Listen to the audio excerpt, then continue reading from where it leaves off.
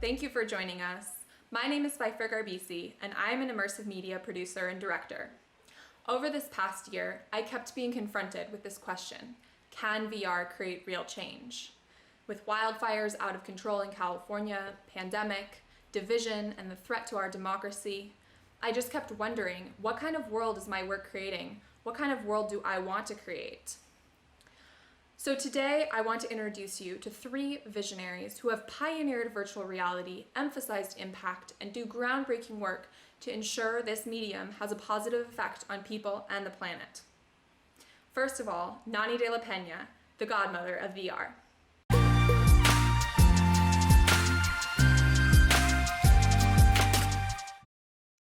Hi, thank you so much for having me and for coming to watch, and I really appreciate the entire team at South by Southwest for their efforts to make this thing work.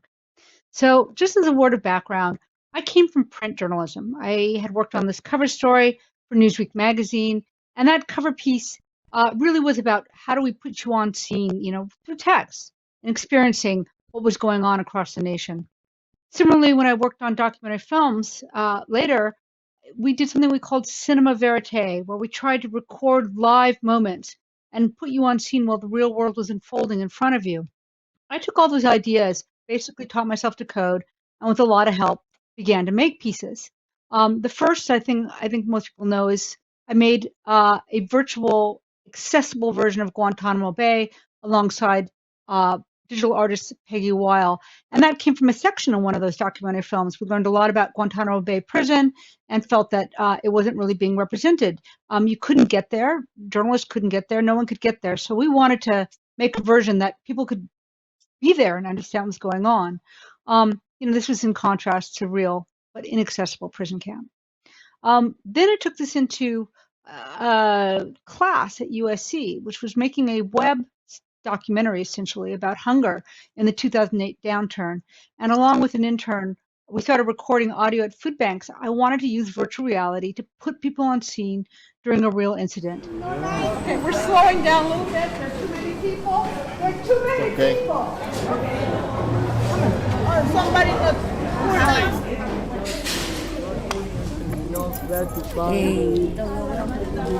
Okay, he's having a seizure. Okay. And that incredible audio of a man with diabetes never getting to food. His blood sugar dropped too low and he collapsed into a diabetic coma. And we decided to make a piece that puts you at that moment when he was there. And I have to say that it was terrible back then, but apparently the heads of the national regional food banks are saying that the hunger in America right now is way worse. I think this piece still has relevance. But that, my attempt to do this was $700 my own money. This is what we came up with, Hunger in LA. And even though had plenty of jankiness and problems, it was still powerful to bear witness to what was going on. And that ended up in the Sundance Film Festival, became the very first VR piece there. And really, this is how I launched my career. So since then, we've made all kinds of stuff. We're well known for making pieces about Syrian refugees and solitary confinement and many other stories. And even this one, which is more recently recorded on a Microsoft stage. I kind of like this because I think it's the first volumetric kiss. These two used to compete against each other, and then they competed in college, and actually now they're engaged to get married. So anyway, that's about me.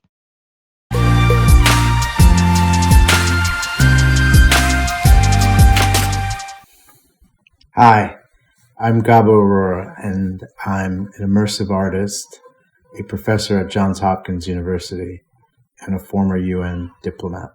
It was at the UN that I founded UNVR, where I had my first foray with virtual reality. I was drawn to VR and that was around 2014.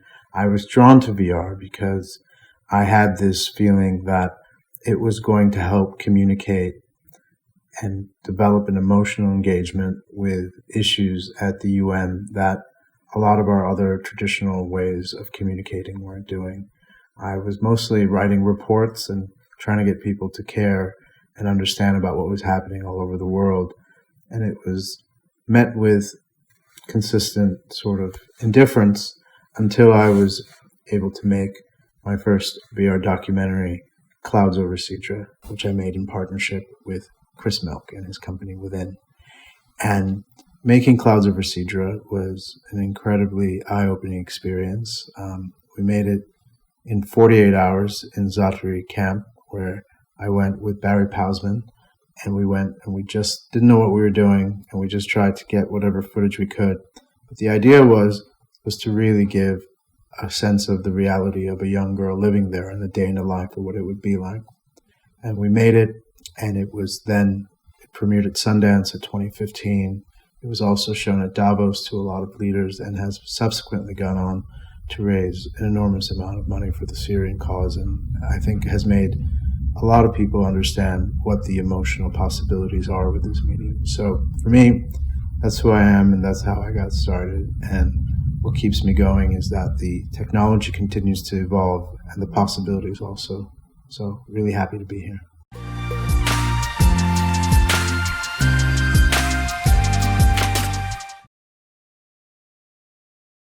Hi, I'm Tiffany Kieran. I'm the Director of EarthXR Programming and Partnerships. I'm also super excited to be here. I kind of fell in love with festivals with South by Southwest, so I appreciate everybody tuning in virtually.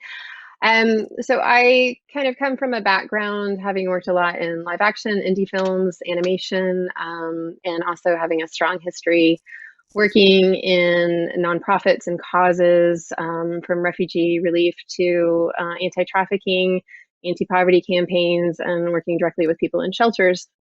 And you know, the convergence I'm in kind of with EarthXR now is we are the immersive branch of EarthX, which is the world's largest environmental experience. And I like to say we work for the whales and dolphins and the elephants and rhinos. And we really use these AR, VR, MR, you know, immersive experiences under that XR umbrella to kind of take people into nature and get them to, you know, kind of fall back in love with nature. Thank you all so much for taking the time to dig into this today. This is more than just a panel about VR. To me, this is a panel about how media technology shapes the world. And VR is an excellent lens to view the media technology space because it amplifies all of the key issues, from privacy to psychological effects of content and more. But first, let's start out by understanding what makes VR unique. Nani, can you share what made you pursue working in this medium before most people had even heard of it? One of the things that really interests me is this idea of duality of presence. And duality of presence basically means that you feel the sensation that you're at two places at once. And that feeling of being there is really, these were actually images from opening night of Hunger in LA at Sundance, where, you know, I really didn't know how people were going to react. But there they were down on the ground with a person who wasn't there, trying to touch them. The goggles you could see out the sides, so it wasn't like they didn't know they weren't in that room. They just felt like they were both places at once. And I think that impact is really important, right? It has a really interesting and extraordinary immersive impact. And for me, who wanted to tell stories about Anastasio Hernandez Rojas on the left, who was beaten to death and tasered to death by Border Patrol, or Kinney, who's on the right, who spent and was literally caused a mental break for him, years in solitary confinement. You just have a very difficult time putting people on scene in these stories without access, and VR lets you do that. And this is a short little clip that also shows you what happens. 40% of homeless youth come from the LGBTQ community because they've been thrown out from their homes due to their sexual orientation. After I gave my talk at TED Women, the actress Sara Ramirez approached me, and she really wanted to make this piece about homelessness in the LGBTQ community. In collaboration with the True Colors Fund, I was lucky enough to begin working with them on finding the right material to tell the story. We ended up using the audio of Daniel Pierce, who was thrown out by his own family, and he happened to record the terrible confrontation that ensues. Get off of me! What's wrong with you? You're a damn queer! What's wrong with you?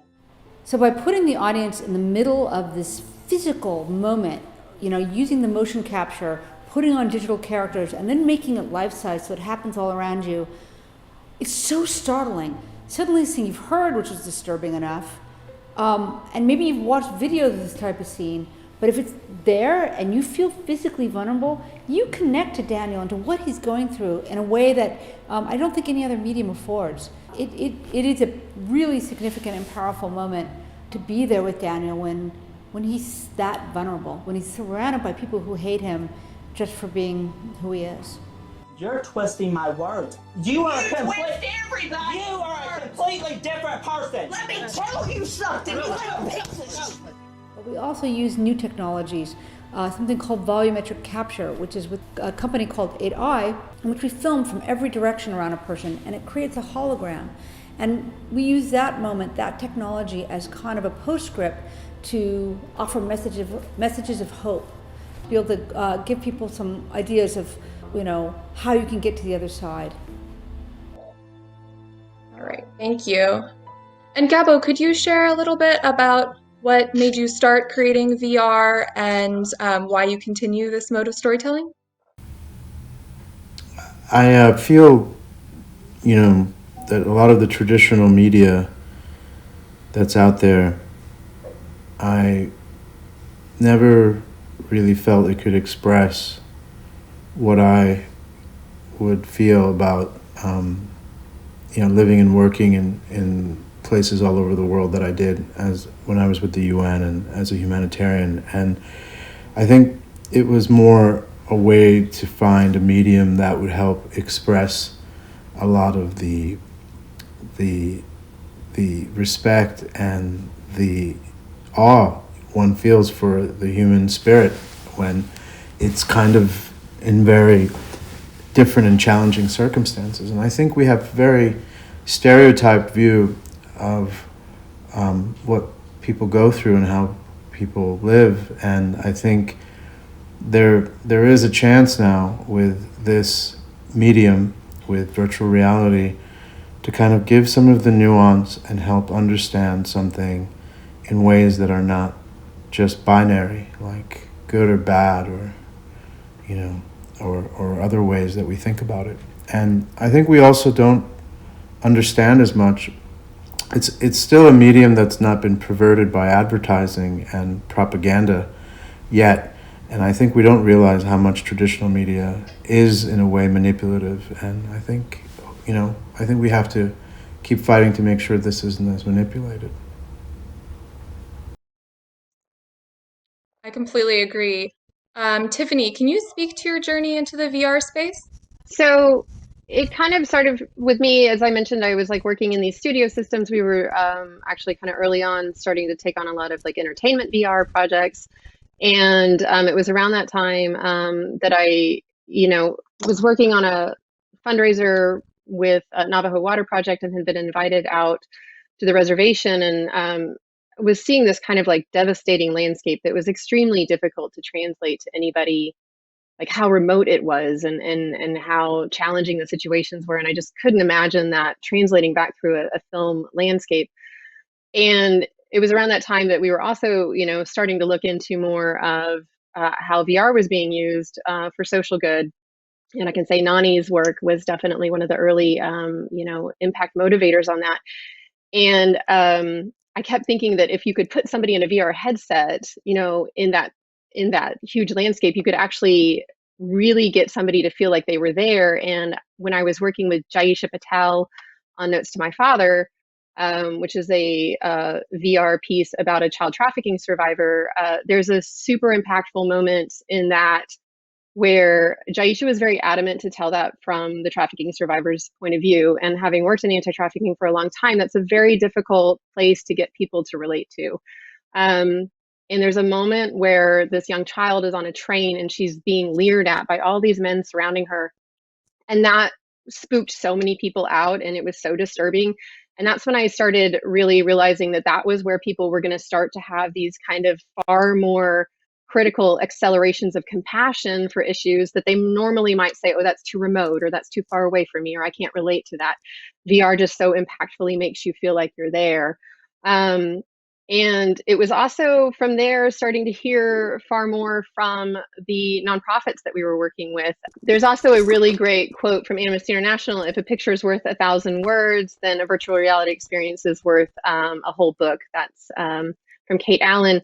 And we were also seeing that this was having like really great impact with the fundraising. And it's been in, like Growing a Wonder World discusses how it helped raise billions of dollars.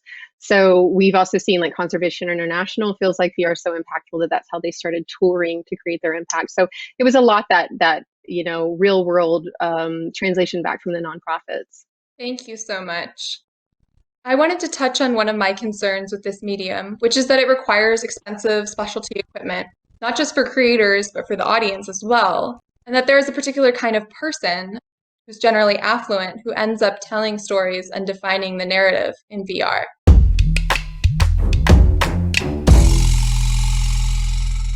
Tiffany, in your work overseeing the films that come through EarthXR, what do you see as the best solutions to ensure diversity within the narrative? A really great example recently. So we just did a really wonderful show with Stina Hamlin, who was a co-director on a project called Blood Memory XR. She directed that with Jade Begay. And what I love so much about this project is it's an Indigenous team and that they're telling this story through an Indigenous lens. And it's a really beautiful VR project that they've also got kind of AR elements and an audio app that they're working on. It's all about pulling people into nature and telling these like ancient stories and getting people to reconnect to ancient roots. And Stina discussed how it was really important to tell that through an Indigenous lens. And in the project, they discuss the importance of not having like a voyeuristic take towards Native people. So I think that, that voice, people owning their voice and working within this industry to make sure that people are owning their voice in these projects. We also, from a partnership level, have worked with like Voices of Americua is a great example of a partner we've had where they have a whole Indigenous library. So the Indigenous lens is how everything's being seen. And we met them through, other partners we have, like If Not Us, Then Who, which is an Indigenous climate action collective, and Hip Hop Caucus. And what's powerful about that is, we know from the environmental standpoint, with Indigenous people, best stewards of the environment, over 80% of our biodiversity is protected by 5% of the population, these Indigenous populations. And so it's really important to tell those narratives with them as leaders in the field. Really interesting work, Tiffany. It's been so fun to see all the work you guys have been able to do at EarthX. I feel lucky that I was able to inspire you at all, because you've certainly taken this and run with it and made it amazing. Gabo, you've told stories about refugees, the homeless, among others. Are there any strategies you'd like to share with filmmakers who are telling these kinds of stories? I think and it's probably similar, for Nani as well, obviously, I think there's always a time in a panel that if I'm with Nani, I have to say, without her sort of pioneering work, I think a lot of us wouldn't be here. But for me, I would say, I was very interested in subverting people's expectation of the technology, and I wanted it, at the UN we have a mandate to tell and try to get people to care about different issues, and it was very important that it was through the words of the people themselves, that we would work with them, we would co-create it, but in some ways that it wasn't going to be just like a diplomat or a celebrity talking about their trip, about going to a Syrian refugee camp or dealing with Ebola, or it wouldn't even be any UN worker that would get the word. And you'd be surprised. I mean, I don't want to shame the UN, but if you go to the UN's YouTube channel, that's what we had to deal with. The audience was more about showing what they had done rather than just letting people speak for themselves. And so I think it was really important with this new technology that we were able to kind of co-create it with people and really help them tell their story in that way. And I think, that is not an easy thing to do, and that's actually very controversial nowadays, where I think, we want to make sure everyone has the right to tell their own story and to do things. But, in working with VR very early, I think the idea was that this was a technology that was being said that it couldn't even tell those types of stories, that it would be about gaming and entertainment. And I think for me, showing the use cases of how we can use this to kind of connect people and to have it be about regular people, I think is what makes it very powerful. I mean, I'll always remember, being in some VC or some conference in San Francisco and people lining up to want to watch Clouds Over Cedra, and it's just, to me, it was incredible that this was going to be their first experience, and hopefully it would change their values and their way they would think about this technology and ask more from it. Yeah, I have to say, Clouds Over Cedra, we were lucky because of you making that, Gabo. It made a lot of people go, okay, this is something, right? I was still doing the full walk around, and the distribution was just impossible at the time. And without Clouds Over Cedra, I don't think it would have been quite accepted the way that it became as a possible medium. So your role in that was huge. Means I a lot would to say me. too, that's one of those. I remember getting fingers pointed in my face, like, you can't do that. That'll never work. That's that's for games. You can't tell non-news stories using this medium. Yeah. Literally in my face, my colleagues just attacking me for wanting to use it for these kind of storytelling. So, it's a super, both in terms of how you tell the story, but also in terms of, distribution, you kind of made it viable at the get-go. Oh, thank you. I have to say too, with both of your projects, with Clouds Over Cedra and with Project Syria, those are early on influences too. Having worked for a long time directly with refugee populations, like especially the Rumble shirt with Project Syria, and just having a situation where you feel like you're sitting right across from somebody in that situation. Those were those impactful moments where I was like, oh my gosh, this is going to completely change this game for, how hard it is for people to tell these stories. So like, kudos to both of you.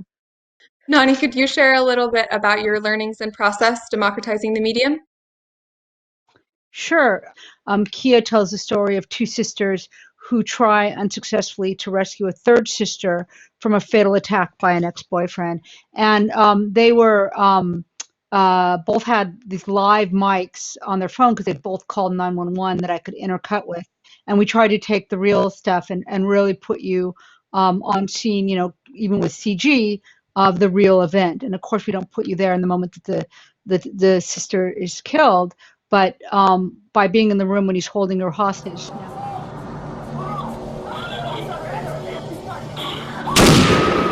The two sisters we did long interviews, and they really wanted to get out this issue of domestic violence and what had happened to his sister, because it's just so, frequent. 3 women a day are killed by their domestic partners or ex-partners. So they've actually started a whole campaign for domestic violence. So I work closely with them. I think when the New York Times bought it, they felt very uncomfortable mentioning the sisters' organization. And I would say that I would have pushed back a lot harder on that, because if they're going to let me tell their story in this way and the New York Times is going to publish it, we should offer them their voice, which is they really want to say what they're doing to fight this too. And more recently, I've been really want to change who gets to tell these stories, because they can be expensive and hard. So we built this sort of no-code solution to let people begin to make this stuff volumetric content themselves using just buttons. Introducing Reach, the first web platform for creating and sharing extended reality, including augmented and virtual reality, using real people and places. Built by the pioneers at Emblematic Group, Reach is an easy-to-use browser-based solution that makes the power of walk-around spatial experiences available to anyone. Reach lets you craft your own volumetric stories in a few easy steps using a no-code drag-and-drop solution. First, you access a library of 3D locations, many of them captured using stunning high-resolution photogrammetry. You can also upload locations you've created yourself. Then, use our simple tool to add your own real-life video interviews, volumetric characters, or 3D assets. Finally, you can share the results via a simple web link. Embed your finished story just like you would a video. No need for downloads or dedicated apps. Reach eliminates all the distribution barriers facing room-scale VR. Viewers can navigate stories on a smartphone, tablet, or PC, or put on a headset and walk around for full immersion. Sign up now to discover how far you can reach into the future, where the stories we tell are as vivid and three-dimensional as the world we inhabit. Thank you. And Tiffany, you've done a lot of work in creating a festival that's accessible for both creators and an audience. Could you share any suggestions you have for other festivals? Yeah, I mean, one of the things I love so much about our festival is that it's free and open to the public. Especially pre-COVID, we were getting massive numbers of people. We had over 177,000 people in 2019, and when Nat Geo came on as our major partner for 2020, we were expecting over 200,000. And for a lot of people, that might be their first experience to be able to do AR/VR. This is not necessarily something that a lot of people can afford or have at home or in their schools. It's also been a priority for us in the festivals that we partner with. We've had incredible partnerships with Guanajuato International Film Festival, which has been free and open to the public for 23 years, EarthX Mexico, and Peace Boat, and other incredible partners that is a priority to them as well. And I would also say from the programming side, we worked recently with Danny Washington, who is a marine biologist and TV host, and Erica Woolsey, who's a National Geographic explorer. And they have this incredible program called 21st Century Mermaids. And it's all from an intersectional environmental lens to train kids up in STEAM and STEM, and they educate kids on VR. And it's just such a wonderful program. And we really love to program from that perspective of really kind of, again, letting people tell their own stories. And I would again go from there. When we talk about inclusion, another program that I love so much, Robin Burrell's Codebreak, she's really addressing that. We often have this conversation within our industry of how many people have a VR headset at home, and she's asking the question, how many people have a computer or internet at home? And right now, a third of US families are struggling to have a dedicated computer or internet for remote learning. And I think that's the other thing that we really have to be asking these questions of where are we looking for who all we're including. Some of the most brilliant people that I've ever worked with that have the most incredible creativity to share have been through, living in refugee camps, living in homeless shelters, surviving foster care, and we need to be inclusive of them as well.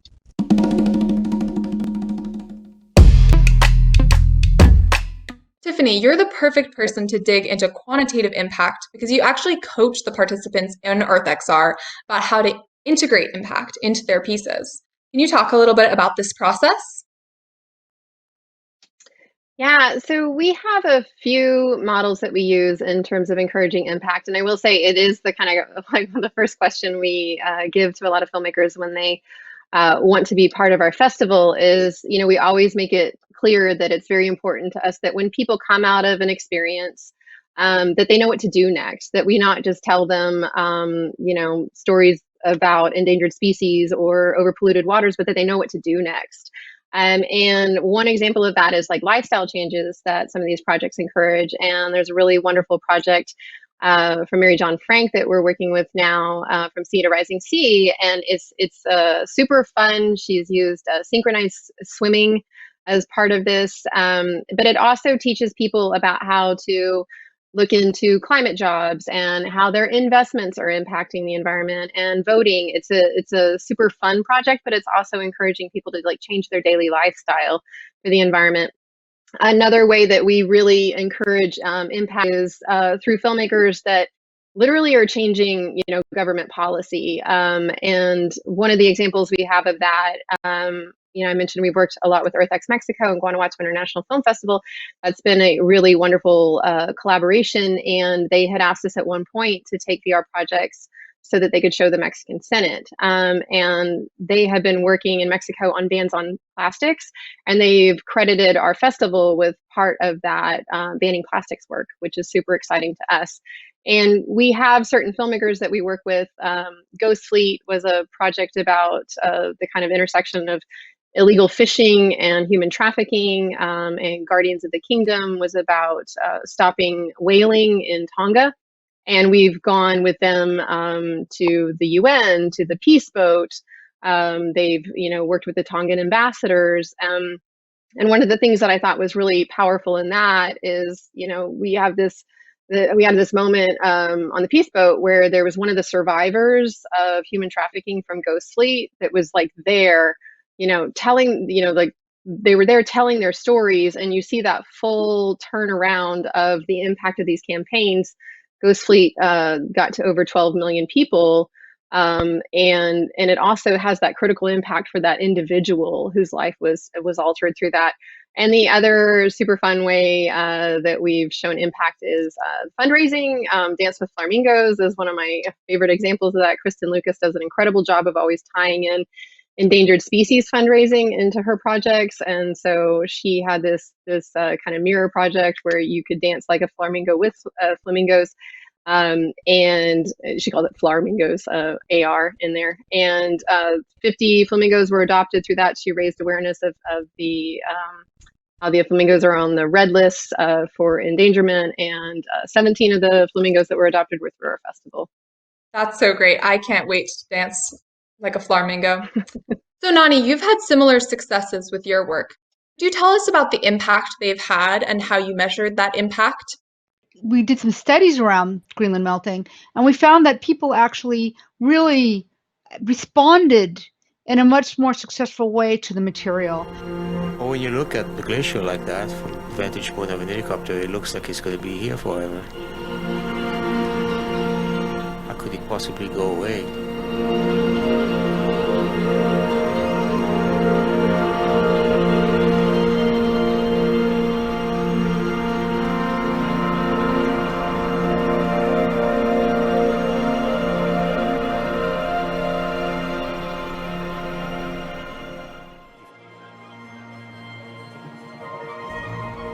The glacier retreated more in the last 15 years than in the previous 70 years.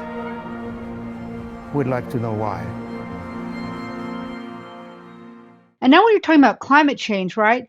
This is really important because by being there, you stop thinking, oh gosh, the scientists are just making stuff up.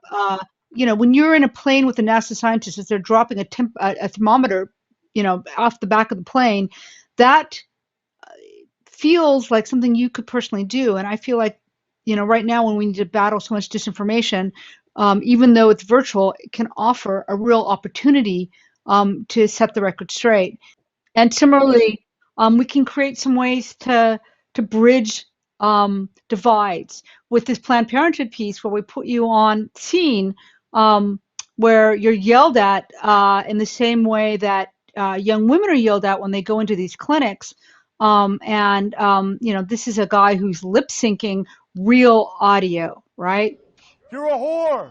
When we took that out onto the road to see how people would react to it, even the most conservative communities felt that women should not be treated that way. It didn't matter if they were pro-abortion or anti-abortion. The middle ground was that young women should not be treated that way. And that's pretty profound of a shift and a change, and a middle ground that I think we need to find more of, obviously, in this very divided nation. Gabo, you mentioned Clouds Over Cedra. How did that come to be, and what did that teach you about the impact this medium could have? Yeah, so, when I made Clouds Over Cedra, I could feel like I had this magic thing in a headset that I would put on people's head one by one, and they would be really moved, and they would, there would be a big reaction, and people wanted to do something. And I think I couldn't quite figure out what the next step would be of how one could take something that's so limiting, that was just in a very, I think at one point Samsung said I had more headsets than anyone in the world. They had given me like 200 for Davos, like before they were ever made, and they just said you there's nobody. I had the Guinness Book of World Records of most headsets anybody at one time, and so we packaged these up and we just started sending them to different donor conferences for Syria, and that was our first sort of thinking, like, let's try to influence decision makers and bring these magical headsets and do that. And that actually ended up making an enormous difference, because Ban Ki-moon, the Secretary General at the time, would give a little speech, and we would put everybody at the Secretary of State level, before they would make their commitments to Syria, and have them mandatorily watch Clouds Over Sidra in a headset, and then come out of it, and then the Secretary General would be like, well, what are you going to give now? And it would be, we far exceeded all of the projections, because I think, of course, people felt more moved and committed. But then at some point, we said, that's fine for, very powerful people. What can we do to kind of bring this change to regular people? And I realized that at that point, Google Cardboard and very low-cost ways were being very prevalent, and that you could turn your phone into a VR device, your smartphone. And so I realized that there are face-to-face fundraisers for UNICEF all over the world, in 40 different countries, in 15 different languages, and that is some of the most significant way that UNICEF raises money on a micro way across the world. And we realized that if we gave the option for a lot of these people, stopping people, that maybe we can make a 2-minute version of Clouds Over Sidra, and people could watch it, and we can measure how much they would give with VR and without VR. And it was really incredible to see that it would consistently double donations, first in New Zealand, and then we piloted this project, and then we had it all over the world, and it's continued even to this day. There's probably someone somewhere watching it and giving more money as a result. And after that, I think we were thinking, the money is really interesting. How do we continue to think about other ways we would do it? And one of the most impactful things I did afterwards was I made My Mother's Wing, which was about Gaza, and we started showing it on the streets of Tel Aviv, just to have conversations and do baseline questionnaires of what people felt about Palestinians in Tel Aviv. And that, there are many, many ways that you can go with it, but that was, I think, the first sort of thing about impact that I was pretty astounded by. But there's so much more to be done. Well, I think we get a lot of pushback on, is VR the empathy machine, right? Or that, as if, it's kind of taken out of context, because this idea that, wow, you put on the headset and bang, you're going to feel some empathy is of course it's nonsense. You've got to have storytelling, and the better the storytelling, and we've talked earlier about how important it is to include the communities whose stories you're telling, and working together or helping them tell their own stories. That's really valuable. But I just want to, make it really clear that can VR, the whole part of this panel is, can VR, make change in the world? And I think clearly already we've shown in multiple examples in how it has done so. But we also are following in the footsteps of film and television and audio, and we are another medium. It's just, what's different is we're allowing people to step into a volumetric space. We're allowing them to see in every direction like they do in the physical world, and that offers some really new embodied sensations. We don't just see the world with our eyes. When you go to a movie theater, something scary happens, you jump. And I think VR takes advantage of that. And I do believe that with good storytellers and the kind of thoughtfulness that Gabo and Tiffany bring to this medium, we really can see some important change. No, I think that's, I've seen it time and time again. What you say, Nani, is right. I mean, so much emphasis on the virtual reality and not as much on the storytelling. And, I think that's what's kind of made people forget how hard, how absolutely hard it is to tell good stories in VR and to make it work, and how it's even harder when we're working in a new medium, and we know that if we get it right, it can have the impact, as we are proving that, and there are all these things. But each time when you come back to the drawing board and you start again, as the technology evolves, as things get is not all, to figure out how to tell those narratives and what would work. I think we cannot underestimate that is what I think is making the change. And you're very right. It is important not to forget that. And that's so easily forgotten because I think everyone focuses on what this technology can do because it's so transformative for human experience and what we can do and be and feel and see and experience. But I think that core thing of what makes us human is the story. And I think figuring out how to make that merge with what this is what makes the difference. And without it, I think there's going to be no change, So it's about getting more storytellers excited and to work to kind of tell those stories that you were saying. So I just wanted to reiterate that. Yeah, I would say from our perspective, kind of being very much immersed in the environmental space and knowing what's at stake. We know the house is on fire. Like, we don't have time.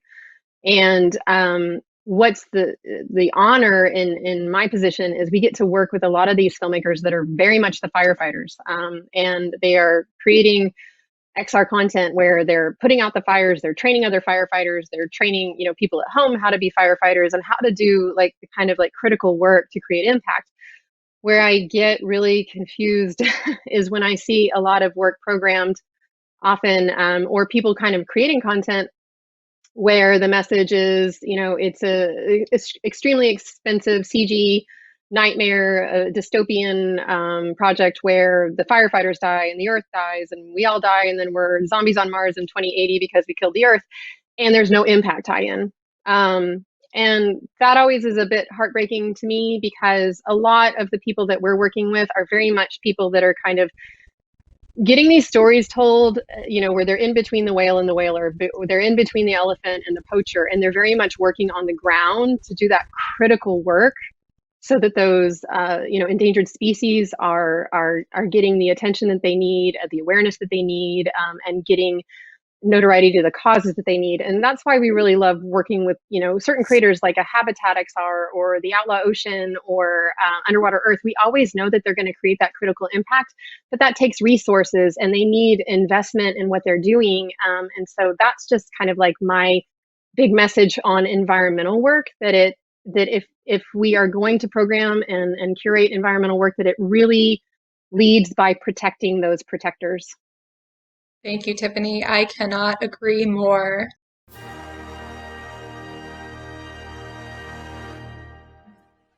When discussing the impacts of a technology, it's also important to think of the potential risks. This particular study comes to mind considering increased privacy concerns with VR technology. The Virtual Human Interaction Lab published in Nature that with 5 minutes of VR tracking data, even with all other identifiable information taken off, they could identify a user out of a pool of 500. So it aggravates the current need for more privacy in the technology space. And I'd like to open this question up about the other issues that we might need to create and address within our infrastructure. Nani, are there certain things you think we should be wary of in pursuing this technology? All the way through history, technology has been used for propaganda, for both good and for evil. We know how evil it was to use film to fake the way that Jews were being treated in Nazi Germany. It's also been used for like things you wouldn't expect, like the Rosetta Stone was actually a taxation document, right? So no doubt VR is going to be used at some point as a way to track you and collect your taxes. But I do worry about who also is in charge of the way the technology is used. I think that as I told you, I'm a bit disturbed by what the founder of the Oculus Rift ended up doing. He, I don't care if he was even joking around with these guys to, have himself making what's considered the white supremacist symbol with somebody who's a Holocaust denier, makes me very uncomfortable that this person's ethical approaches are so what's the word, even confused, I guess is a complimentary way I can put it, that he should be allowed to be creating like a VR surveillance company of the border. that makes me very uncomfortable. I feel like we have to be thinking about who gets to use the technology, how they get to use it, and what's the transparency behind it. Yeah, but I think it goes deeper, Nani, where it's not just one person. I mean, the companies that control the fate of VR, right? Facebook, Google. I was reading all the op-eds, and I follow very closely Shoshana Zuboff, who writes Surveillance Capitalism, and how we need to be a lot more critical about, we shouldn't, we've all been kind of dealing with these bigger companies, and I think turning a blind eye to their broader, what they've been a part of, and how I think VR will then, it's impossible for it to be divorced from that. And I think that's what concerns me, is those broader struggles that are coming up with something like surveillance capitalism. I think that's when we talk about interoperability and transparency. And the interoperability is this idea that your data is yours and that you can take your data anywhere you want to whatever platform that you decide to go to, and that they don't own your data and that you own your data. And I think, your personal shift in, who you are, and that if you're going to make that deal, you're part of the deal. I think that's a super interesting premise that might offer some ways to frame this. And also, Jonathan Zittrain, who's teaches at the law school at Harvard, he's a really bright guy, talks also about what is the responsibility of the platforms, and that is, holding your information in the same way an accountant has a duty to you to not reveal your data. That these platforms should assume the same type of role. And he's been successful at getting some of this stuff passed through Congress. And I think that that's also a way to think about positive movements forward. Yeah, I would say, over this time in COVID, what became extremely concerning for me, we've worked a couple of years now with Wild Immersion, endorsed by Jane Goodall, nothing more inspiring than Jane Goodall. And during COVID, she gave a lot of illuminating talks about what's often being forgotten in this is that these pandemics keep originating from us messing with nature. And that's SARS, MERS, Ebola, HIV, AIDS, COVID. And we are going to continue to see pandemics and experience pandemics like this if we keep messing with nature. And Akashinga, which is kind of the all-female anti-poaching unit of International Anti-Poaching Foundation. We did panels with them, and they were discussing this open letter to humanity that they did, kind of begging people to understand that these pandemics are preventable, and that if we protect nature and stop messing with nature, that we can prevent future pandemics. But, what we saw during COVID was also an explosion of hoaxes about COVID. And, seeing technology being a place where that explosion of hoaxes led to just this firestorm of misinformation, I would really beg people to think about how they're being manipulated in those situations and how that manipulation affects the work of people like Jane Goodall and those frontline anti-poaching rangers like Akashinga. I think that is an absolutely great point, Tiffany. I think that this is not only, we're looking at more and more of these pandemics unless we address exactly these issues. So in conclusion, I'd love to learn what your visions are for the future of VR, not simply as an advanced technology, but as a medium for the betterment of humankind and the environment. What are you working towards with this technology? There was a paradox that a technology that supposedly isolates you, and how we think about technology generally is that, it can isolate you in a way by putting on a headset, that in some ways that could make people understand humans better and to connect with each other. And so for me, my hope is that whatever we think of going with VR in the future, that it kind of challenges those sort of binary ways of thinking, where we're in the real world and that's virtual, and this is escapism and this is not.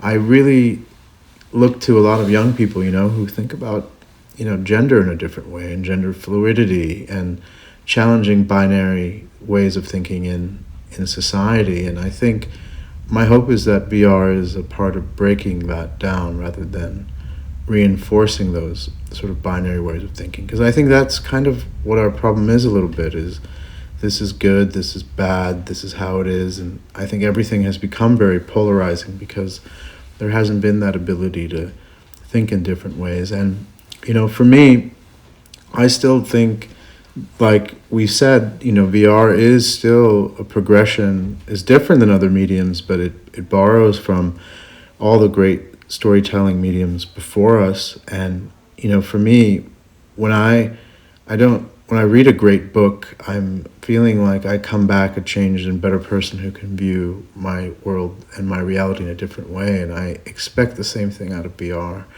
Jaron Lanier always says he loves keeping a fresh cut flowers and likes to see them the first thing after he's in VR because he sees them in more beautiful ways. And I think that's what this technology can do in its best way, in its best form. I love that. That's fantastic. Yeah, I have to say, like, especially during COVID and all the kind of like shutdowns that have happened, and how emerging tech has kind of helped people connect through this. I fell back in love with emerging technology. I've always loved it. But we also get to see some super exciting things. And I will say that too, is like, I hope with all of the negative news that people hear about the environment, that they also understand that there are just extraordinary solutions for so many environmental issues. And Pfeiffer, you said something really wonderful before when we were kind of talking about this, is that VR is like such a perfect place to envision a future where we are living more symbiotically with nature. A Brighter Future is a project that we've been working with Mary Matheson. And I love what they've done with this, where they've taken people into all of these spaces where people are, cleaning up the garbage patch and creating vertical forests and creating these landscapes where we can really learn to live on nature's terms, which I think is going to be critical to us being a sustainable species. And there's a really wonderful moment that Rob Stewart from Sharkwater shared. Like, this place could be paradise if we designed it the right way, and it could be paradise for us and for millions of other species. So that's what I love to see in emerging technology and visions through VR.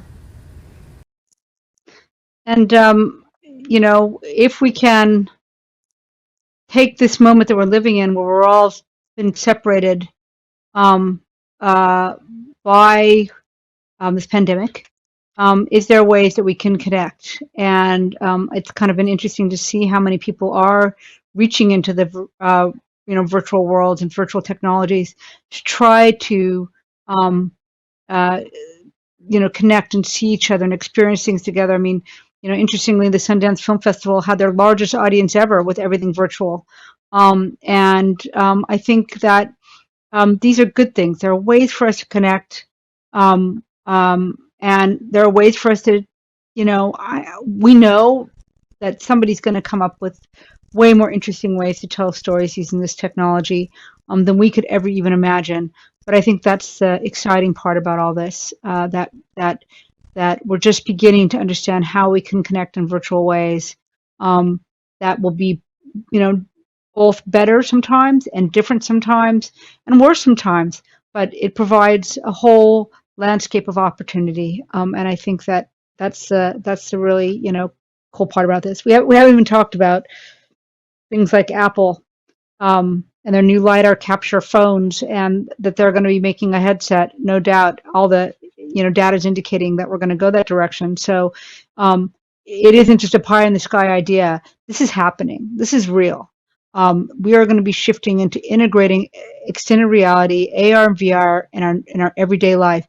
So I feel like my job, and I think my fellow panelists, Gabo and Tiffany, would agree that we need to be also thinking about how